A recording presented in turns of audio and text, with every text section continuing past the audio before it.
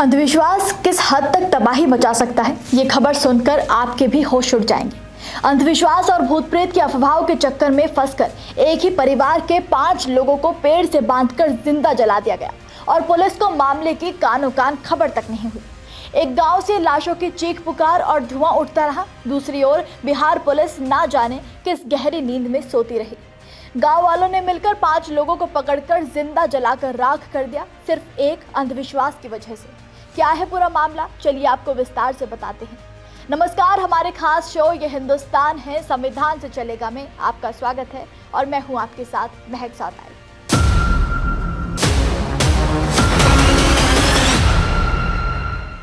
ये मामला बिहार के पूर्णिया के टेटागामा गांव से सामने आया है, जहां पर आदिवासी समाज के लोगों को एक परिवार की महिलाओं पर डायन का साया होने और परिवार द्वारा बलि देने का शक था। काफी लंबे समय से गांव के लोग इस परिवार से चिढ़ने लगे और आते जाते इन्हें परेशान करने की कोशिश करने लगे, जिसके बाद सोमवार रात गांव वाले इतने ज्यादा आग बबूला हो गए कि सबके सिर पर खून सवार हो गया। बीते सोमवार रात के 9 बजे गांव में पंचायत बुलाई गई। पंचायत में बाबूलाल उरांव के परिवार की महिलाओं को डायन बताया गया। ये पंचायत गांव के ही रामदेव उरांव ने बुलाई थी। उसने आरोप लगाया था कि उसके बीमार बेटे की मौत की वजह बाबूलाल उमराव की वजह से हुई है। उसके घर की महिलाएं डायन हैं, उन्होंने ही तंत्र मंत्र कर उसके बेटे की जान ली है। और फिर 1 बजे इस परिवार को घर से निकालकर घसीट कर बुरी तरह से पीटा गया। परिवार में 50 साल के बाबूलाल उरांव, 45 वर्ष की उनकी पत्नी सीता देवी, 70 साल की उनकी मां कातो देवी, 25 साल का बेटा मंजीत उरांव और 22 साल की बहू रानी देवी थे, जिन्हें इतना मारा गया कि वो प्राण त्याग गए। लेकिन जब पिटाई से उनकी मौत नहीं हुई तो गांव वालों ने हैवानियत की सारी सीमाएं लांघते हुए इन लोगों पर पेट्रोल छिड़का और फिर इन 5 को जिंदा जला दिया। ये मंजर सोचकर भी बदन में कपकपी छूट जाती है, लेकिन ये अपराध करने वालों का दिल नहीं पसीजा। इन लोगों को पेड़ से पकड़कर बांधा गया और फिर पेट्रोल छिड़ककर जिंदा लोगों को पूरे गांव ने मिलकर आग लगा दी। आग में झुलसते इन लोगों ने चीख पुकार मचानी शुरू की। ये लोग आग की जलन में झुलसते रहे, तड़पते रहे, लेकिन गांव वालों को एक बार भी शर्म नहीं आई। सोचिए क्या मंजर होगा वो, जब आंखों के सामने 5 लोग जल रहे होंगे। कितना दर्द, कितनी पीड़ा वो सहन कर रहे होंगे। यहाँ किसी के घर में भी आग लग जाती है तो मन घबरा उठता है, लेकिन यहाँ तो पूरे गांव वालों ने मिलकर लोगों को जिंदा ही जला दिया। हैवानियत की कोई सीमा नहीं बची। यहाँ पे आग में झुलस कर तड़प कर इन 5 लोगों ने दम तोड़ दिया, जिसके बाद गांव वालों ने अलग अलग बोरों में भरकर इन्हें जल कुंभिया के बीच छिपाया था। रात में 2 बजे फ़ोन किया था, मेरा भाई कुछ नहीं बता पाया। अच्छा से यहाँ आए तो बताया हमको क्या पूरा ये चला गया है, जला दिया है मम्मी पापा को, भाभी भैया को। तो अब हम वहाँ से आए सुबह में। क्यों जला दिया गया? क्यों जला दिया? ये डैन उनके चक्कर में हम लोग को सब बस्ती वाला मिल के फंसाया था। जिसके बाद इस परिवार के बच्चों को जब इस बारे में सूचना मिली तो इनके पैरों तले जमीन खिसक गई। बाबूलाल उरांव का 15 साल का बेटा सोनू किसी तरह अपनी जान बचाकर वहां से भागा और नानी के घर पहुंचा। उसने आंखों देखी पूरी कहानी नानी को सुनाई, जिसके बाद परिजन ने पुलिस को घटना की सूचना दी। शव जिस हालत में मिले, यकीन कर पाना मुश्किल था कि कोई इस तरह से भी किसी की हत्या कैसे कर सकता है। बॉडी पूरी तरह जलकर अकड़ चुकी थी, मांस के लोथड़े गिरे हुए थे। जिसके बाद अगले दिन जाकर पुलिस को मामले की सूचना दी गई तो पुलिस हरकत में आई। पुलिस मौके पर पहुंची और डॉग स्क्वाड और एफएसएल टीम के साथ जांच करने में जुट गई। करीब 13 घंटे तक पुलिस ने जांच पड़ताल की, जिसके बाद जाकर 4 लाश मिल सकी, जिनमें से बुजुर्ग महिला की लाश नहीं मिली क्योंकि वो जलकर बुरी तरह से खत्म हो चुकी थी। पुलिस ने इस मामले में एक आरोपी नकुल कुमार को गिरफ्तार किया है, जिस पर जिंदा जलाने के लिए भीड़ को उकसाने का आरोप है।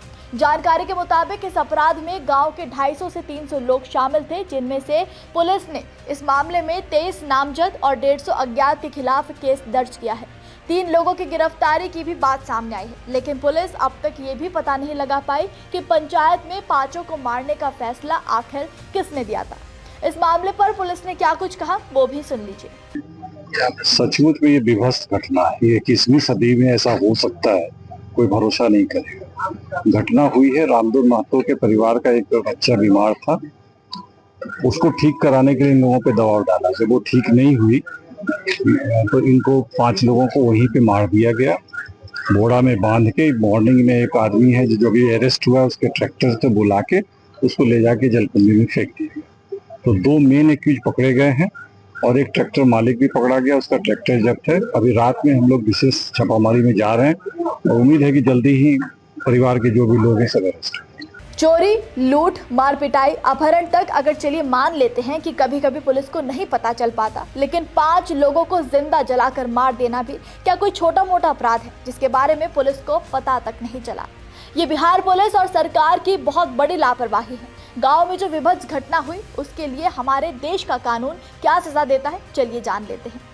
बीएनएस की धारा 101 हत्या से संबंधित है। यदि कोई व्यक्ति जानबूझकर या ये जानते हुए किसी को जान से मारता है तो धारा 101 के तहत दोषी ठहराया जाएगा। बीएनएस की धारा 103 हत्या के अपराध से संबंधित है। ये धारा हत्या को एक अपराध मानती है और इसके लिए सजा का प्रावधान करती है। बीएनएस की धारा 103 के अनुसार यदि कोई व्यक्ति जानबूझकर किसी दूसरे व्यक्ति की हत्या करता है तो उसे मृत्युदंड या आजीवन कारावास और जुर्माने की सजा दी जाएगी। धारा 103(2) में भीड़ द्वारा हत्या के लिए विशेष प्रावधान है। यदि 5 या अधिक व्यक्तियों का समूह किसी व्यक्ति की हत्या करता है तो प्रत्येक व्यक्ति को मृत्युदंड या आजीवन कारावास और जुर्माने की सजा दी जाएगी। बीएनएस की धारा 114 किसी पर हमला करने, उसे चोट पहुंचाने को परिभाषित करती है। इसका मतलब है कि किसी व्यक्ति को शारीरिक दर्द या गंभीर चोट पहुंचाना।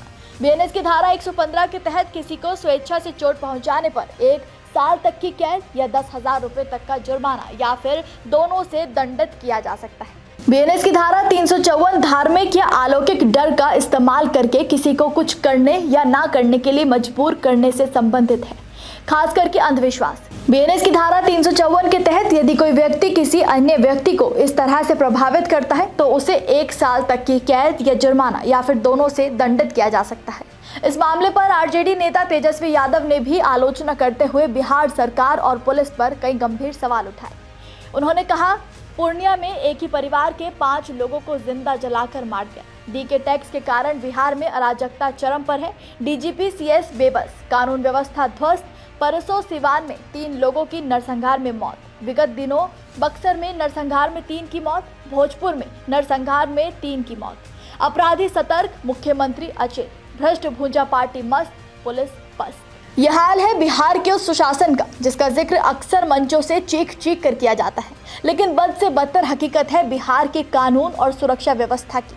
बिहार में आखिर किस कदर अपराध का बोलबाला है, किस कदर लोगों के साथ हैवानियत को अंजाम दिया जा रहा है, सरेआम हत्या कर दी जा रही है, लेकिन बिहार की सरकार को इससे कोई लेना देना है ही नहीं। एक रिपोर्ट के मुताबिक बीते 5 महीने में बिहार में 116 हत्याएं हुई हैं। अधिकतर मामलों में पुलिस के हाथ खाली रहे और आरोपी फरार रहे। बदमाश दिन दहाड़े सड़कों पर खून बहाते रहे, गोली मारकर लोगों को मौत की नींद सुलाते रहे। खुद मुख्यमंत्री के आवास के पास फायरिंग हो जाती है, लेकिन कानून की पस्त हालत ज्यों की त्यों है। आखिर बिहार में हालात कब सुधरेंगे, कब दोषियों को उनके किए की सजा मिलेगी, कब अपराध होने बंद हों, इस पर एक बड़ा प्रश्न चिन्ह लगा हुआ है। लेकिन सरकार को अब जवाब देना ही होगा। संविधान और कानून के तोड़े हर नियम का हिसाब करना ही होगा, क्योंकि हिंदुस्तान है, संविधान से ही चलेगा।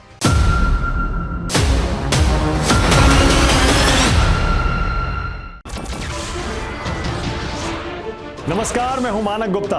अगर आपको हमारा ये वीडियो पसंद आया हो तो इसे लाइक और शेयर जरूर करें, और हाँ, हमें सब्सक्राइब और फॉलो करना ना भूलें ताकि आप देश और दुनिया की कोई खबर मिस ना करें। तो जुड़े रहिए हमारे साथ और देखते रहिए न्यूज़ 24।